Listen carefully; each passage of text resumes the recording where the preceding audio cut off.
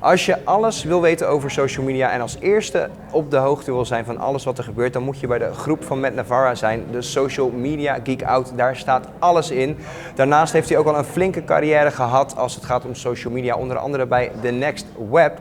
En ik praat vandaag met hem op Social Media Week Holland over dingen zoals privacy, waar we het nog niet zo heel vaak over hebben gehad.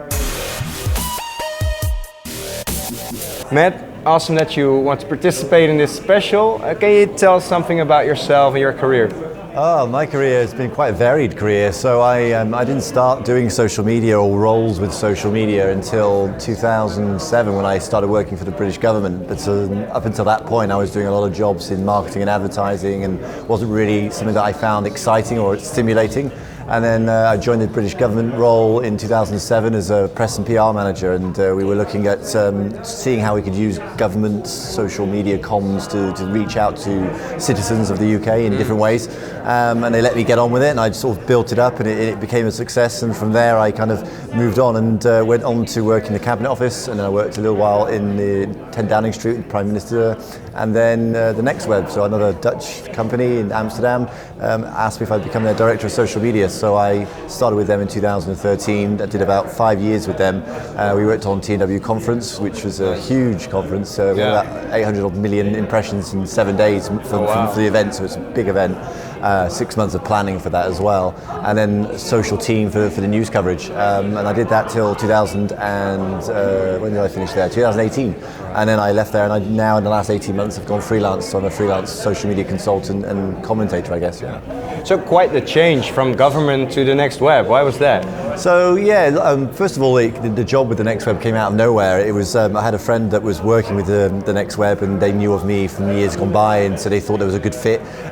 They also knew that I was sort of looking for something different now, and I just wanted something that was a real contrast, because working for a government is very tricky, because particularly when I was there, the rules and regulations internally around how you use social media was so restrictive. It couldn't let you do some of the more creative things, and so going to somewhere like the Next Web, which I already had an idea would be a much more free role and given a lot more autonomy, meant that I could just get on and just do some of the things I couldn't do for government. So it was an obvious choice for me. Yeah, awesome. And now you have a group called the Social Media Geek Out. What's that all about? So I set up a group about a year and a half ago, because I couldn't really find, less than a year actually now, and I couldn't find any groups that were good for social media. There was lots of them, but they were either American groups, or there was a lot of spam in them, or they just didn't really serve the purpose of helping people do their job and sharing all the changes that are going on in the industry, because it's such a fast changing industry. And so I set up the group and didn't really promote it much, but people got heard of it word of mouth, and then within about 7 or 8 months of it being out there, it's now grown to 12,000 people now. Yeah. So I just do it myself in my own time, sort of amongst my daily routine of work, and it seems to be popular, and I find it useful, because I just create almost like a reading list of my own, post it and share into the group. So yeah. So the updates in the group, a lot of them are like social media updates. Yes. How do you get to you don't have to give away your sources, but how do you get to that many updates in every week, actually? So obvious things, first of all, is I have TweetDeck heavily set up, so I have quite a lot of columns and lists in Twitter to keep on top of like social media journalists and tech journalists and people that I know are good in the industry. Then I use tools like NewsWhip, which is a tool they've got called Spike, which shows you all of the content in real time as to which pieces of content are getting the biggest amount of engagement, and you can create dashboards of things to then kind of keep an eye on it and set up alerts, so it'll say this piece of content is getting traction, it's going to be popular, and so I have a board set up for social media, so I get alerts when that's going to happen. I use Nuzzle as another tool, which sort of any people that I follow who also follow me, when a certain number of people get to a threshold, they've shared a piece of content, it's going to guess that that's going to be of interest to me, because it's significant, so then it'll alert me to that. And then other things which are not based around tools, I also use Data Miner, which is one of my favorite tools. This is a Twitter tool, which shows you all of the good tweets that maybe you would have otherwise discovered about topics that I'm interested in.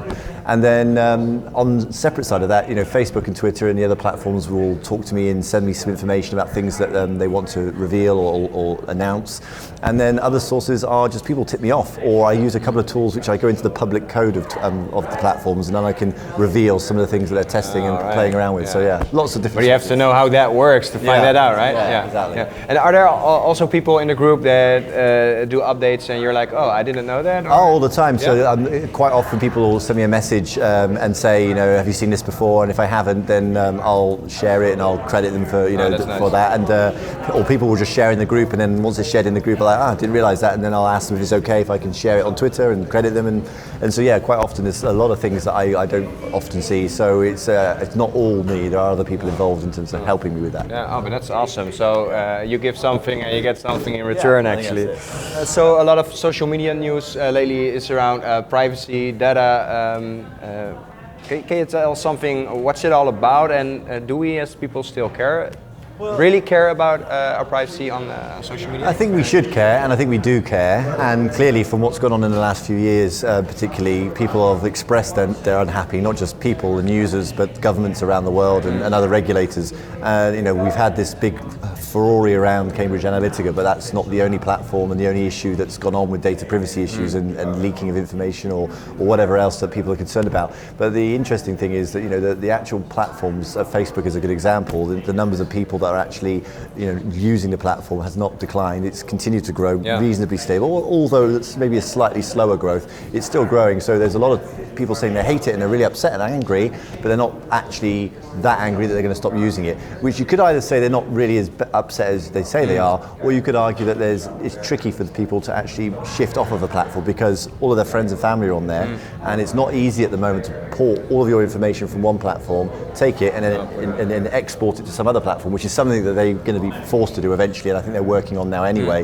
You know, the regulation side of things is something that's going to take some time to sort of become successful, and we're going to see probably in the next year now. This year's been talking about regulation and people figuring out what would regulation look like and how should it best be implemented, and now we're going into a phase of picking some of those regulation rules and policies in different countries, and that they'll be implemented, and we'll see how successful they are. But the challenge will be, you know, how is it going to work with different countries if they have different rules, and is it going to stifle innovation? And is the pace of change so fast that can regulation keep up with it?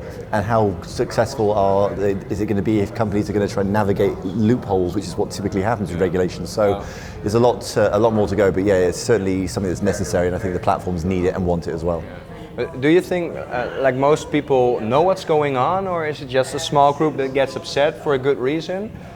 I think regulation is quite a dry and boring topic for most people. I think people have an idea, the average person, that regulation is a hot topic at the moment, particularly those who work in the industry.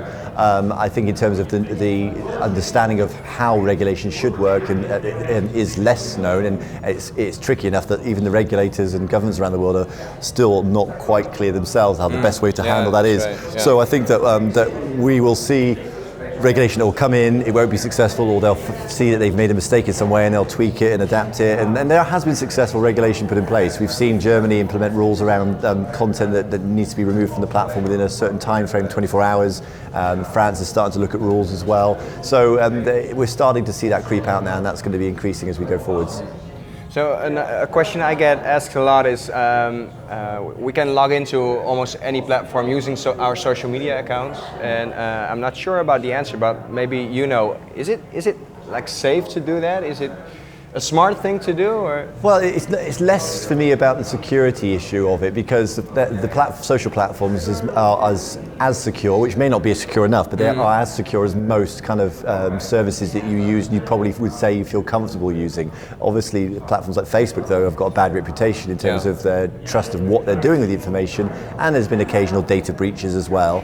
And they're a hot target for anyone that wants to find a company to hack and target. They're going to be in there, so there is that risk. But I think the bigger concern, certainly from my side anyway, is more about how that data is used and how are they using it, why are they using it, who else has got access to it, you know, what they're going to use it for. And I think that's something that people are more careful with and concerned about. And so one of the ideas that's been floated by some people is the idea of data should be something that you can monetize yourself. Your data is worth a lot of money to these companies, so you should own that data and have more control over it, who sees it and what it's used for. And then if people want it, then there should be a price attached to that, which is an interesting idea. Whether it will happen, we don't know.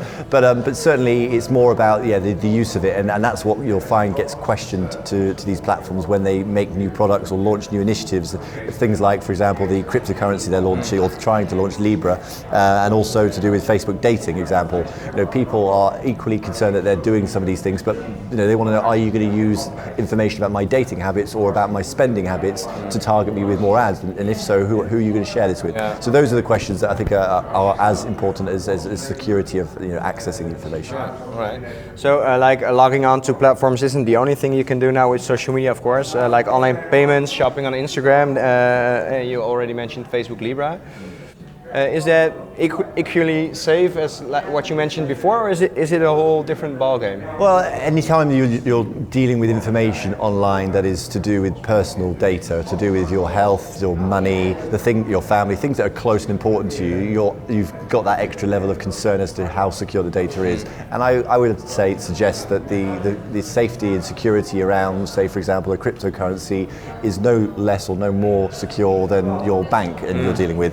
And therefore, if you're comfortable dealing with your bank, then I would say you should feel reasonably comfortable with someone like Facebook. But the question always comes back to, it's not necessarily about that, it's more about, do you trust the company as a whole and what they stand for, which a lot of people right now for Facebook don't. And I would say that's the same for some other social platforms. And again, it's not about necessarily the security of all of these things going on, it's what is the data being used for. It comes back to this data question, which is why data portability and all the things to do with giving people more control over what they are feeding these platforms is needed and wanted by both the users and by regulators. Because do we actually know what kind of data social media platforms have on us, and do we know what they do with that? Well, we can do, and we should do, but most people, if you're anything like me, is you'll sign up to these services and you'll get those long terms and conditions and our guidelines and all those things, and it's just, even when they're put in plain English, it's not necessarily about how clearly they put it. It's just the volume. No one's got the time, and you just kind of like yes. But in these documents, if you go into the terms and conditions of all the whatever it is, it's the terms of service. That's what I'm looking for. It will say in there, this is what we're going to do with this data. That's what we're going to do with it.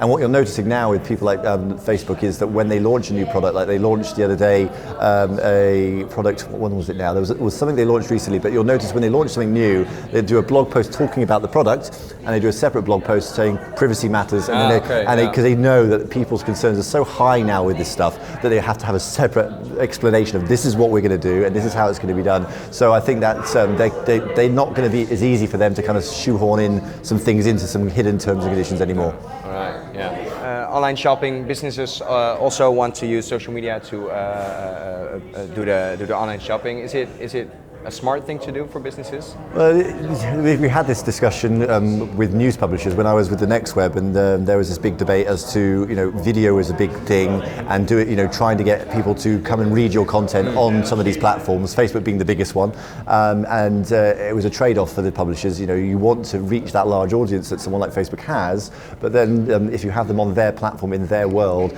then you're losing some of the relationship you have with them, and so you're not getting as much insights into what their behaviors are like. If they're not coming back to the site to read it, or they're only flicking in and flicking out, then you can't steer people to where you want them on your website. You can't track them as much, and you can't upsell them into doing other things.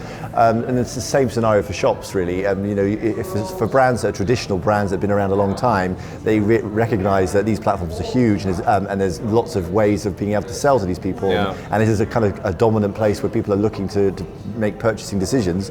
But by sort of hosting their kind of like shop within these worlds, or putting a lot of their input and their effort into these platforms, they are making the same trade-off around losing some of the control and the data and the insights that would be on their site. So I go shopping and I go to a shoe site like for trainers or sneakers, and I go on there, I might buy a pair of shoes, and it will say, hey, have you thought about you wanted some extra laces, or do you want to see this other deal we've got?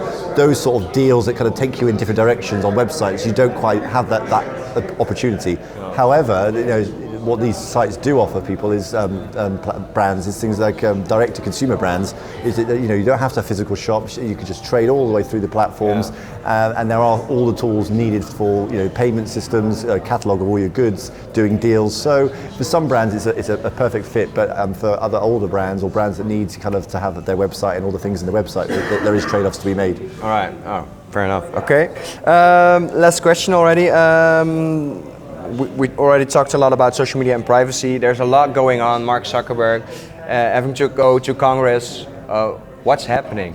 Well, yeah, regulation is, as we were saying earlier, it's been on the cards for some time, and so over the last 12 months we've seen there's been lots of these hearings. So we've had several Congress hearings in the US, we've had some in the UK, there's been similar ones in other countries as well, and on top of that, the Facebook and other companies are facing challenges of kind of, are they a monopoly, so sort of antitrust measures, and then people bringing out sort of civil lawsuits against the company. So at the moment, everybody is attacking these platforms, and what it's ultimately trying to get to is to kind of get these social platforms to behave in a more responsible way, and also to be more transparent in terms of how they operate. And so we've had some hearings only last week in Dublin. Actually, there was a hearing with a lot of the different social networks and also different ministers from around the country, and they're slowly kind of pulling together kind of something that looks like a more global piece of legislation or rules of how these platforms are used.